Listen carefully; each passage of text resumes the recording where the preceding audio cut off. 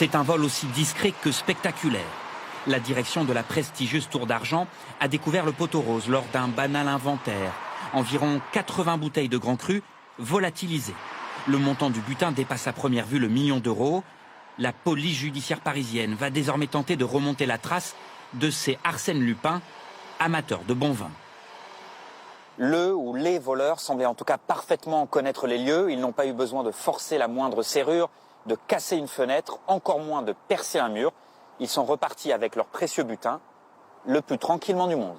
Ces dernières années, les vols de Grand Cru se sont multipliés à travers la France. D'après ce fin connaisseur de l'univers du vin, la Tour d'Argent constituait une cible rêvée pour les voyous. Il y a effectivement des très grands crus à la Tour d'Argent. Il y a des crus magiques, des noms qui font rêver tout le monde. La Romanée-Conti en est un, Pétrus en est un autre, mais il y en a beaucoup d'autres. Et on prétend que la cave va de 350 000 à 400 000 bouteilles.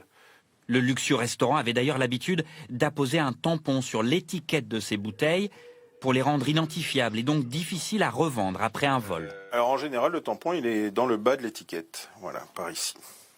C'est intéressant parce que ça permet de retrouver la trace de ces bouteilles et ça restreint beaucoup le marché dans lequel on peut les revendre. Face à des commandos parfois armés, de nombreux propriétaires se sont équipés en caméras de surveillance ou en système d'alarme. Comme les braqueurs de grands joailliers, les voleurs de vin opèrent parfois pour des commanditaires assoiffés de bouteilles qui dépassent parfois facilement les 50 000 € l'unité. Vous parliez par exemple de vol de Romanée-Conti, c'est une production qui est très faible.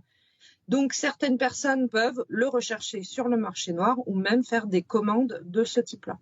Les bouteilles dérobées restent rarement en France. Les cavistes hors la loi préfèrent généralement les faire déguster à des voyous fortunés basés aux quatre coins du monde.